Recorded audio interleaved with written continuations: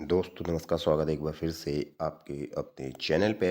Channel में एक update है और बहुत ही महत्वपूर्ण जो आपकी अपडेट है साथियों, वो आप तक लेके आए हैं।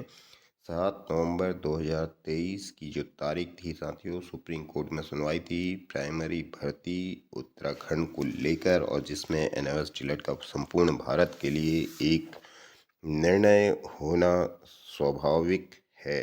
तो उसके बारे में जानेंगे पूरी डिटेल। तो उससे पहले चैनल पे पहली बार है, चैनल जो सब्सक्राइब कर लेना, बेल आइकन दबाना ना भूलना, जिससे लेटेस्ट नोटिफिकेशन आपको मिलते रहें। वीडियो को लाइक एंड शेयर करना ना भूलेगा साथियों। जैसा बार बार कहते हैं, आपका एक लाइक एक सब्सक्राइब हमें मोटिवेशन देता है आप तक वीडियो पहुँचाने के लिए, आप तक अपडेट्स पहुँचाने के लिए। ठीक है, वो जो एनएस टिलट है या कहिए प्राइमरी भर्ती में एनएस टिलट की स्थिति है, उसको लेकर यहाँ पर तो यह जो सुनवाई है साथियों, जैसा चैनल ने आपसे बार बार कहा था कि यह अंतिम सुनवाई होगी। हालांकि बीच में 2-3 डेटें लग गई दुर्भाग्य से, या कहिए कोर्ट में जज साहब के अन्य बेंचों में व्यस्त होने के कारण, लेकिन वह अंततः पूर्ण हुई। ठीक है, और जो निर्णय है वो क्या है, सुरक्षित रख लिया गया है। और सुरक्षित का मतलब आप जानते हैं, काफ़ी समय भी लग जाता है, 2 से 3 माह या 3 से 4 माह, या हो सकता है 1 मंथ में भी आ जाए। कोई निश्चित वहाँ पे अभी फ़िलहाल नहीं है। ज़्यादा से ज़्यादा नहीं तो 3 माह का समय इसमें लग ही जाता है, अधिक से अधिक, ज़्यादा से ज़्यादा नहीं तो पहले भी यह आ सकता है। कोर्ट ने दोनों पक्षों को अच्छे से, सुप्रीम कोर्ट ने सुना है। ठीक है, एनएस टिलट के पक्ष को भी सुना है उनके वकील द्वारा, और सरकारी पक्ष को भी सरकार के वकील द्वारा सुना गया है। फिलहाल जैसा चैनल ने आपको कहा, हमने बताया, बार बार कह रहा था चैनल इस बात को, जल्द ही अंतिम सुनवाई होगी। और यह बात चैनल की आपने देखा होगा बिल्कुल सत्य हुई है, और यह अंतिम हो भी गई है। बस बीच में 2-3 डेटें जरूर लग गई हैं किन्हीं कारणों से, नहीं तो यह पूर्व में ही अंतिम सुनवाई हो गई होती या हो चुकी होती। ठीक है, अब आप देखेंगे चैनल ने आपसे एक बात और कही है कि जो अगली बात आप जानते हैं कि एनएस टिलट क्या होगा यहाँ पे, फिलहाल सफल रहेगा। तो वो बात अभी बची है जो कि सत्य होना बाकी है। तो आपको थोड़ा सा धैर्य और संयम बनाए रखना होगा।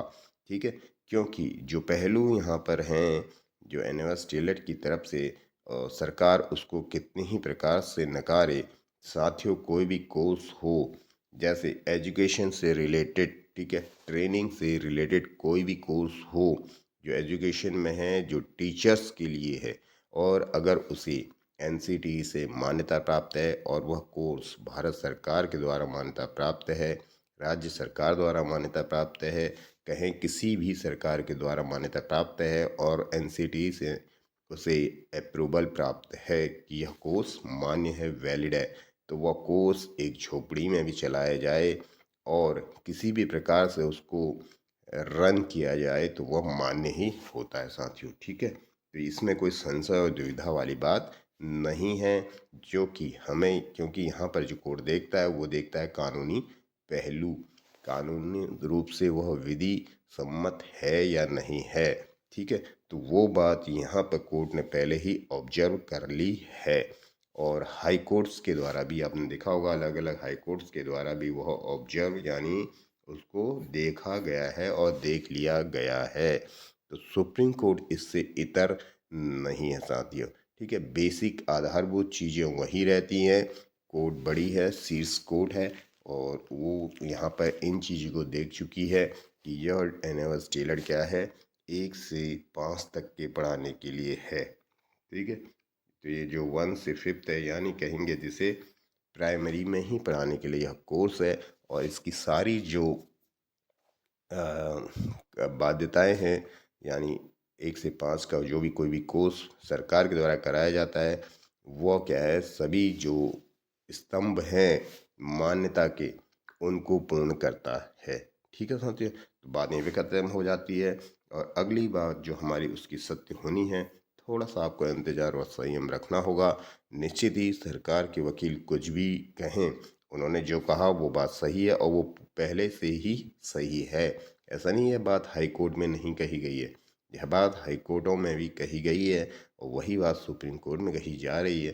तो कोर्ट की जो अपना ऑब्जर्वेशन होती है वो ये होती है कि यह कोर्स किसी भी टीचर्स के लिए चलाया गया है और आरटीई के अंतर्गत ही चलाया गया है, क्योंकि कोर्स कोई भी जो है किसी भी चीज़ को फुलफिल करने के लिए, चाहे आप डायट डीएलएड है, वो कोर्स भी इसलिए रखा गया है कि टीचरों को क्या क्या है वो भी सरकार के द्वारा ही है, वो राज्य सरकार के द्वारा है, ठीक है, यह केंद्र सरकार के द्वारा है।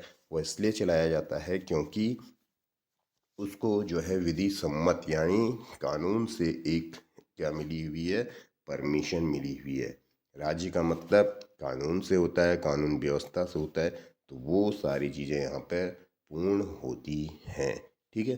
तो यहाँ पर आपको बिल्कुल भी इसमें किसी भी प्रकार का संशय, कोई किसी भी प्रकार का क्वेश्चन प्रश्न नहीं आना चाहिए कि इसमें क्या होने वाला है साथियों, ठीक है। तो ये आप देख लीजिएगा, थोड़ा सा वेट कर लीजिएगा, चैनल की यह बात भी इसमें सत्य होने वाली है। मिलते हैं आपसे अगले अपडेट के साथ और आदेश की कॉपी के साथ। धन्यवाद।